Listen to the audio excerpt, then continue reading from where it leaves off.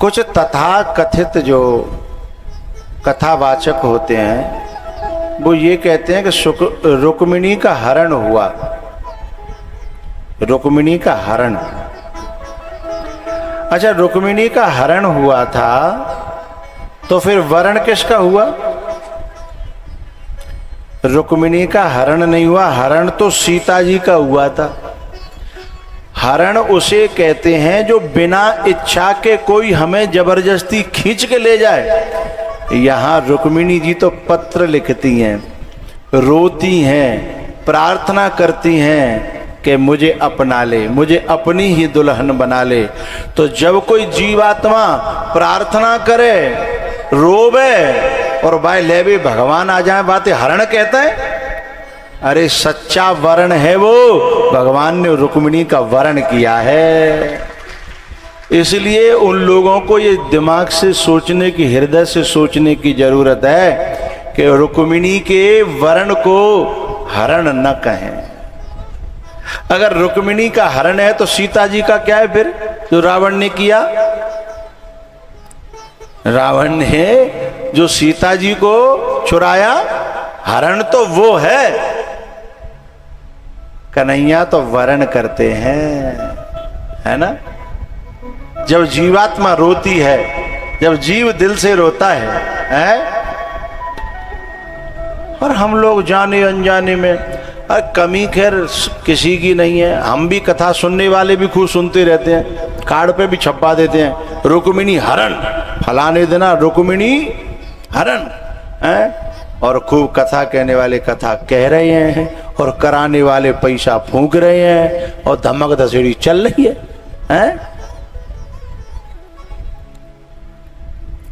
भगवान जिसको अपनाता है उसे संसार से खींचता है, और संसार जब भगवान के लिए कोई रोता है तब भगवान खींचता है। भगवान यूं ही किसी को खींचता नहीं है, भगवान अपनाता है।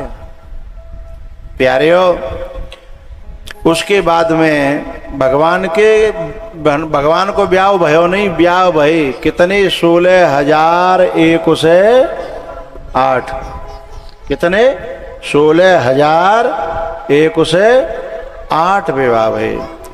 यानी ये यहाँ जो बच्चे हैं ना, इनको यहाँ से उठा दो, खड़े कर दो। ये जो लड़के मोबाइल में लगे हुए हैं, ये तीनों चारों लड़कों को यहाँ से उठा दो।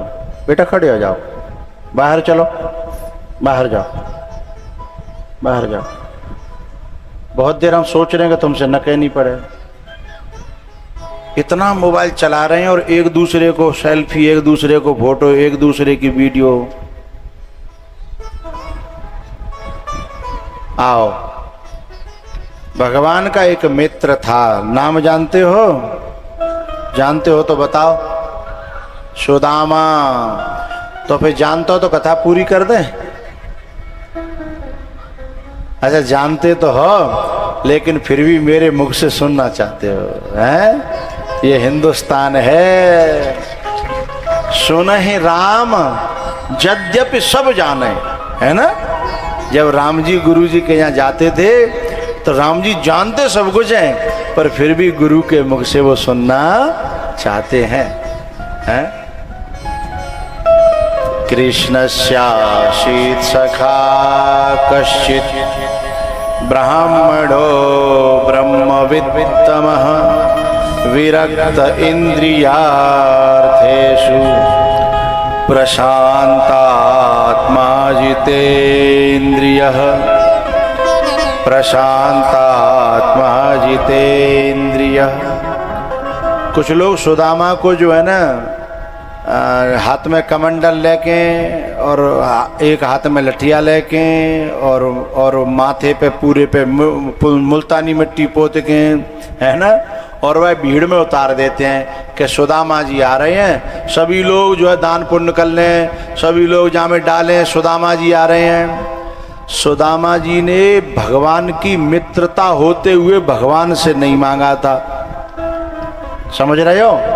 इतना खास मित्रता होते, जिस सुदामा ने अपने बाप से नहीं मांगा, अपने मित्र से नहीं मांगा, अपने ठाकुर से नहीं मांगा, और हम लोग अपने लोभ लालच के कारण सुदामा को जनता में दर दर पे भीख मंगवा देते हैं। ये न्याय नहीं है, ये अन्याय है। भगवान इससे खुश नहीं होता।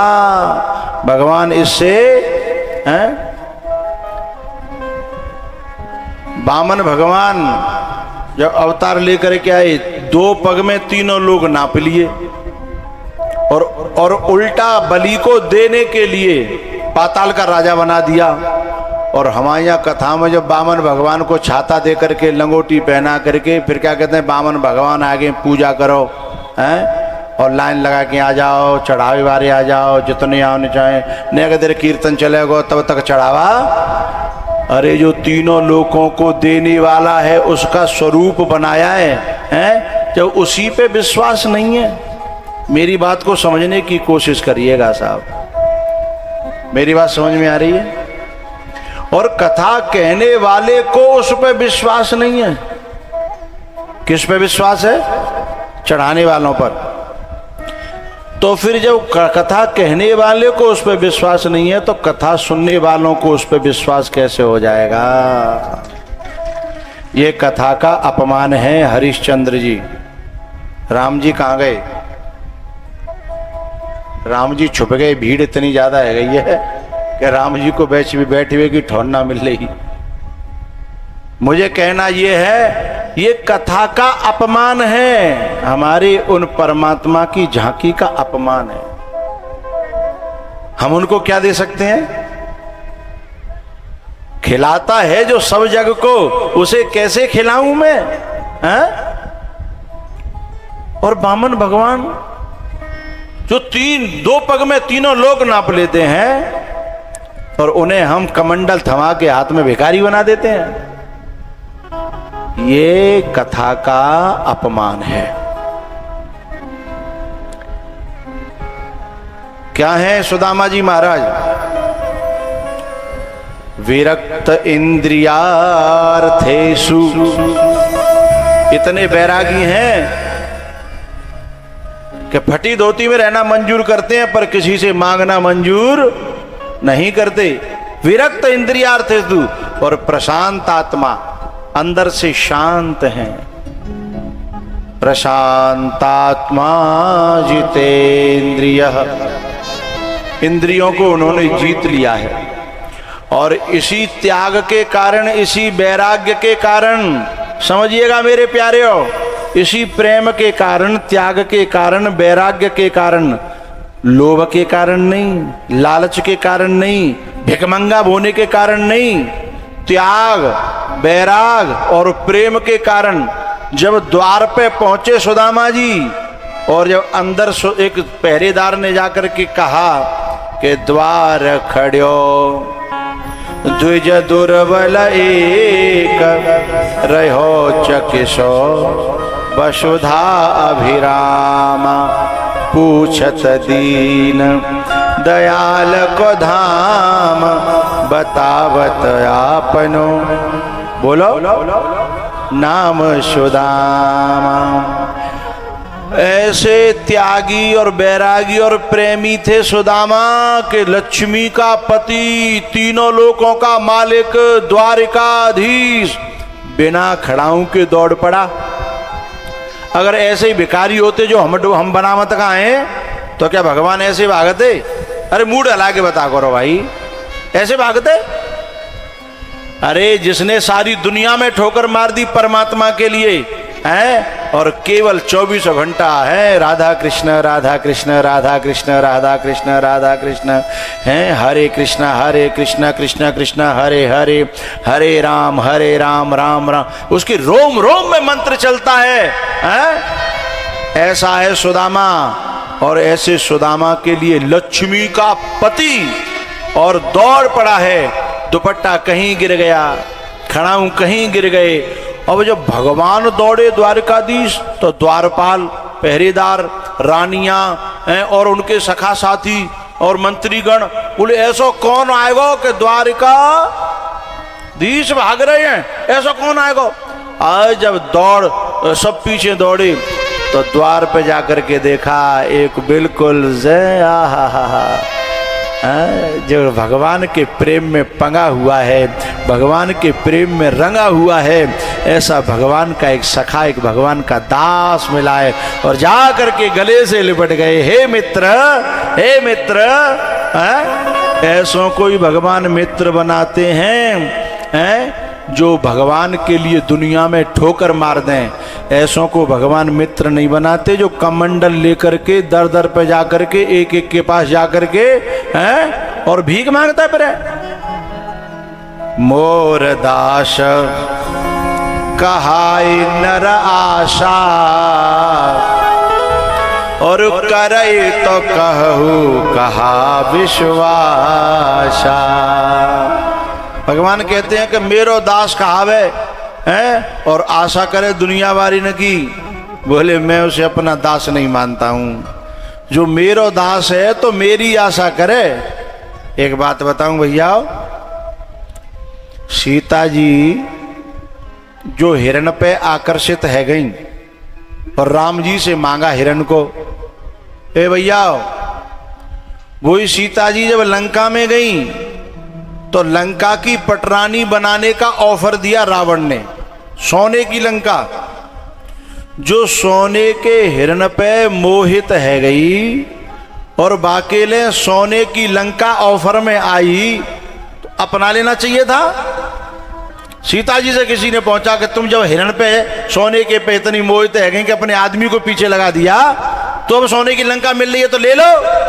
तो प्यारे, बड़ी प्यारी बात कहना चाहता हूं। सीता जी ने कहा था चाहे मृग हो चाहे लंका हो, मैं चाहती हूं तो केवल अपने पति से चाहती हूं, मैं दुनिया वालों से नहीं चाहती हूं।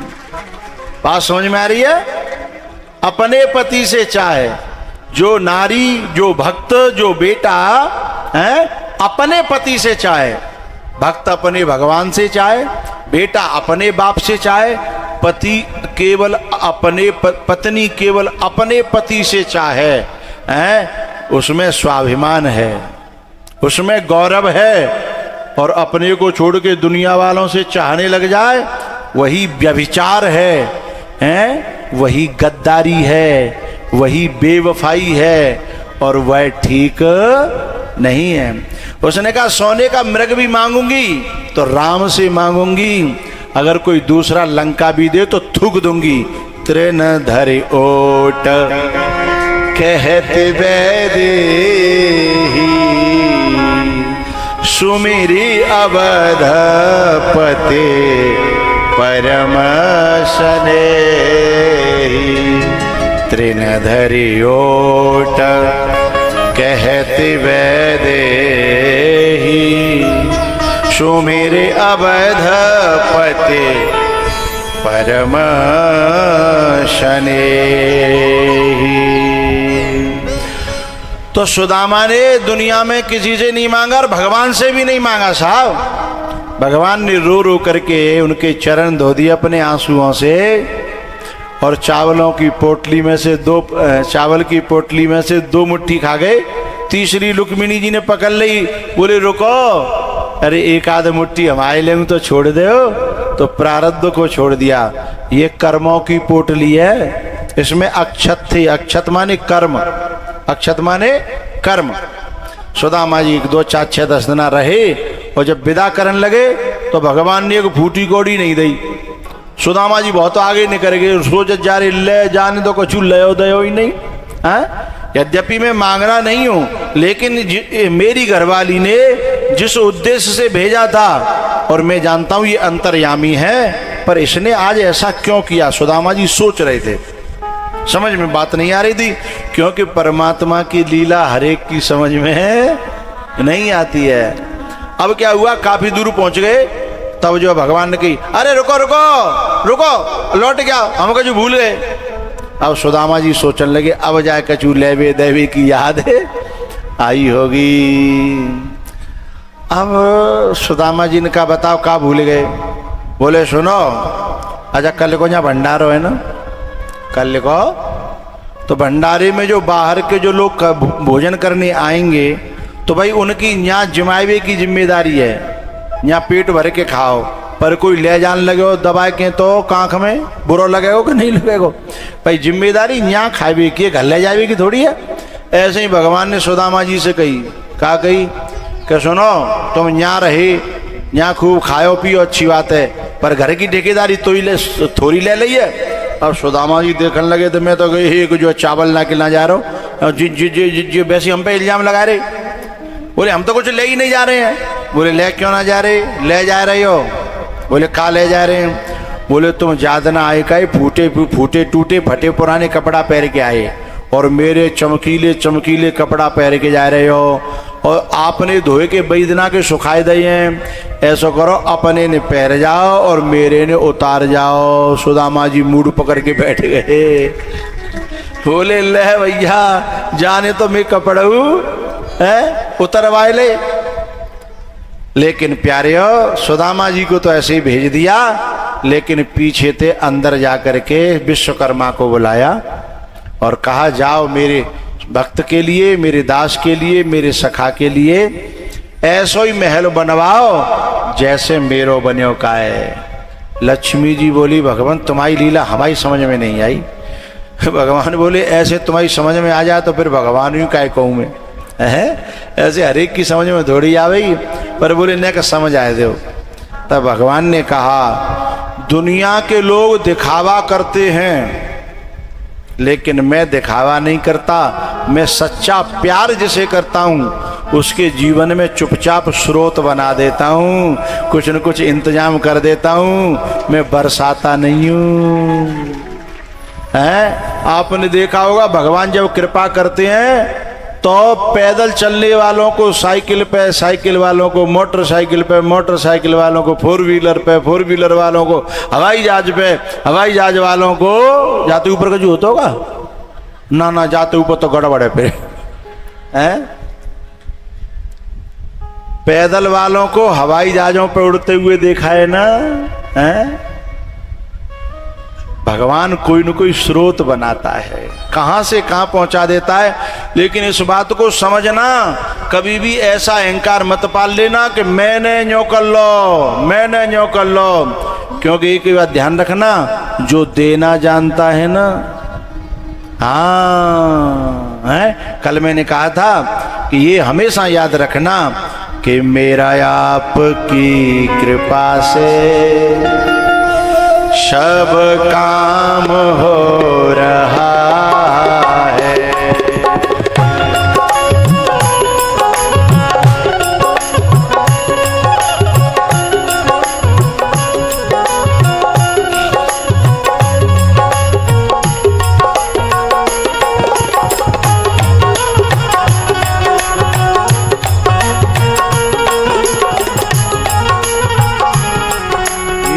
करते हो तुम कन्हैया, मेरा नाम हो रहा है। मेरा आपकी कृपा से सब काम हो रहा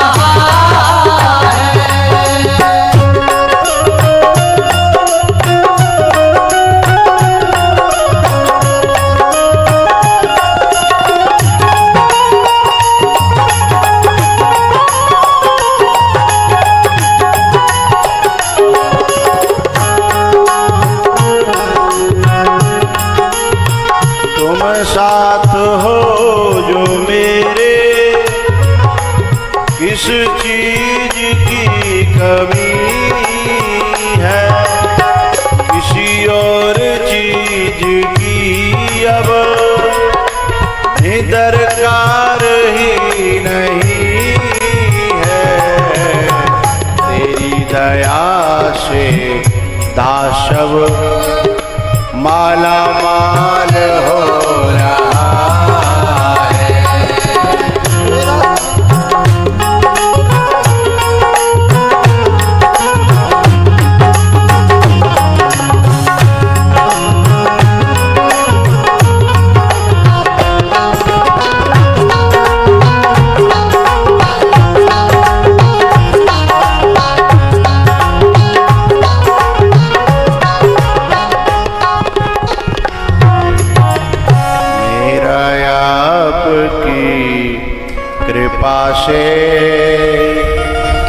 सब काम हो रहा है। करते हो तुम कन्हैया मेरा नाम हो रहा है। मेरा आपकी कृपा से सब काम हो रहा है। सुदामा जी महाराज जब अपने घर पहुंचे तो अब्बा झोंपड़ियाँ ढूंढ रहे कहाँ गई। अब भगवान सोच रहे, सुदामा जी सोच रहे हैं कि पोटरी लेवे गए, न तो वो पोटरी मिली और न झोंपड़ी मिली, न इधर के रहे और न है। अब तो और दुख भयो कि झोपड़िया मेरी कित गई रे मोहन कब के बैरनी का।